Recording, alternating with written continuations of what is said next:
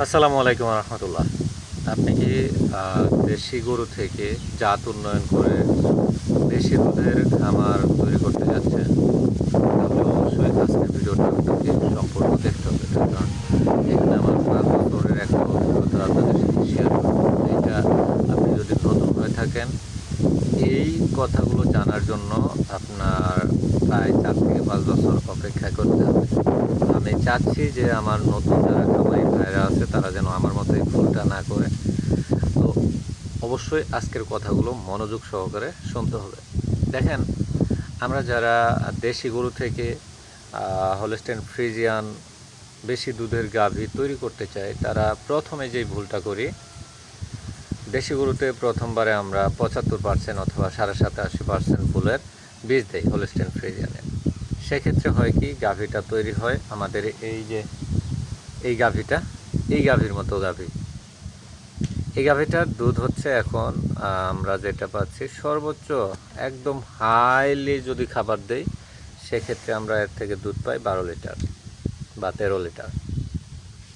কিন্তু আমি যদি এইটা প্রথমবার ভুলটা না করতাম, এইটা যদি এই যে ক্রস বুলের বীজ দিয়ে প্রজনন না করিয়ে 100% বুলের, অর্থাৎ ব্রাকের বলেন, এডিএলের বলেন, আর যেই কোম্পানি বলেন না কেন, আপনি যদি 100%-এর ভালো মানের একটা বুলের বীজ দিয়ে প্রজনন করাইতে পারতাম, তাহলে এখন এর মিনিমাম দুধ থাকতো 20 থেকে 22 লিটার। সেখানে আমরা পাচ্ছি 10 থেকে 12 লিটার। তো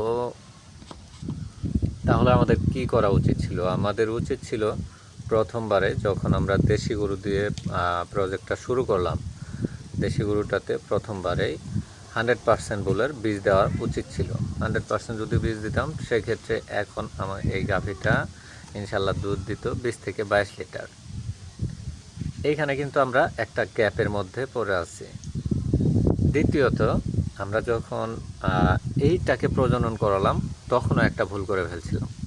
একে প্রজনন করানোর সময় আমরা করে ফেলছি 85% বুলের বীজ দিয়ে, যেটা একটা মারাত্মক ভুল ছিল আমাদের। একে প্রজনন করানোর সময় এইটা করার পর আমরা যে বকনা বাছুরটা পাইছি, ওইটা ওই যে লাল গরুটার পাশেই আপনারা দেখতে পাচ্ছেন আমি সরার পর। তো ওই যে লাল গরুর পাশেই যে বকনা বাছুরটা, বকনা এখন আলহামদুলিল্লাহ প্রেগনেন্ট, ওইটা। তো ওই ক্ষেত্রে ওই সময়টাতেও আমরা একটা ভুল করে ফেলছিলাম। একেও আমরা যে 85% বুলের বীজ দিয়ে প্রজনন করাইছি, যার কারণে আমাদের কিন্তু ওই বাচ্চাটা তুলনামূলকভাবে একটু কম রেটে আসছে। তো ওর এখন দুধ সর্বোচ্চ কত হবে, এইটা ইনশাল্লাহ অল্প কিছুদিনের মধ্যে আমরা জানতে পারবো এবং আপনাদেরকেও জানাতে পারবো। তো তখন যদি আমরা ওকে প্রজনন করানোর ক্ষেত্রে, মানে একে প্রজনন করানোর ক্ষেত্রে 100% বীজ দিতাম, এর বাচ্চাটা আরও উন্নত হতো এবং দুধও উৎপাদন করতে পারতো বেশি। তো এখন আমরা তার পরবর্তীতে যে ভুলটা আর করি নাই, সেটা হলো আমরা 100% ভুলের বীজ দিয়েই প্রজনন করাচ্ছি এখন। তো এই যে এটা যে বাচ্চাটা দেখলেন, এইটা কিন্তু 100%-এর বাচ্চা, এবং ওই পাশে যে বকনাটা দেখলেন, ওইটাকেও আমরা 100% দিয়ে প্রজনন করাইছি। ইনশাল্লাহ দেখা যাক সামনে কী ধরনের বাছুর পায়, মানে ষাঁড় বাছুর আর বকনা বাছুর কোনটা হয়। আল্লাহ তাআলা যেটা দিবে ওইটাতেই খুশি। তবে আমরা যারা দুধের খামার করতে চাই, তাদের জন্য বকনা বাছুরটা খুবই স্পেশাল হয়। তবে আল্লাহ যেটাই দেখ, সুস্থ সবল দেখ, এইটাই আল্লাহ তাআলার কাছে চাওয়া। এখন আপনারা যারা নতুন শুরু করেছেন দেশি গরু থেকে বেশি দুধ উৎপাদন করার গাভী তৈরি করার কাজটা, তারা যেটা করবেন, প্রথমবারেই আপনি আজকে গাভী কিনছেন, পরশু হিটে আসছে, আপনি এই গাভীটাকে 100% বুলের বীজ দিয়ে প্রজনন করাবেন। হ্যাঁ, অবশ্যই আপনার গাভীটাকে একটু বড় জাতের গাভী হতে হবে। বড় জাতের কী জন্য হতে হবে? দুধটা যেন হয় মিনিমাম 3 কেজি দুধ হতে হবে। একটা হলস্টেইন ফ্রিজিয়ান 100%-এর যে বাচ্চা আসবে, এটা কিন্তু তার শরীরের যে চাহিদা, সেটা পূরণ করার জন্য হলো মিনিমাম আপনাকে 3 কেজি দুধের একটা গাভী ক্রয় করতে হবে। আহ, এই গাভীটাতে যখন 100% বীজ দিবেন তখন আপনার ওই গাভী থেকে যে বকনা বাছুরটা হবে সেটা হবে 50%। একটা গাভী গরু থেকে আপনি দুধ পাবেন ইনশাআল্লাহ। আশা করা যায় যদি আপনি সঠিকভাবে পরিচর্যা করেন 20 থেকে 22 লিটারের মতো দুধ পাবেন।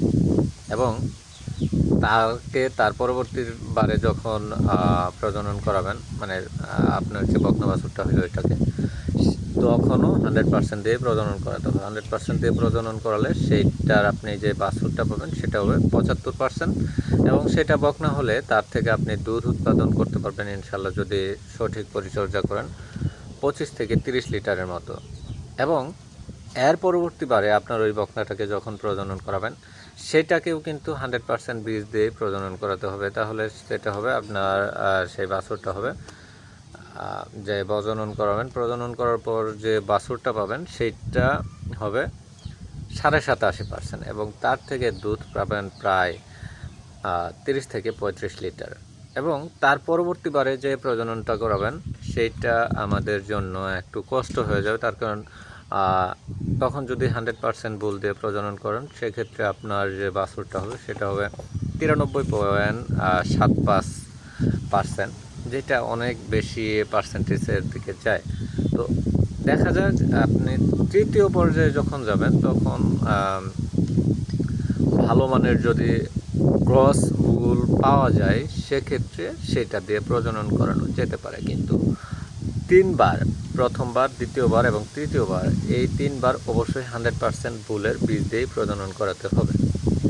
তো তাহলে ইনশাল্লাহ আশা করি আপনার খামারের যে অগ্রগতিটা সেটা তুলনামূলকভাবে অনেক দ্রুত হবে। আমার যেমন 5 বছরে কিছুই করতে পারি নাই, আপনি ইনশাল্লাহ 5 বছরে আপনার খামারটা দাঁড় করাতে পারবেন। তো আজকের মতো ভিডিওটি এখানে শেষ করে দেই। খুব শীঘ্রই দেখা হবে নতুন কোনো ভিডিওতে।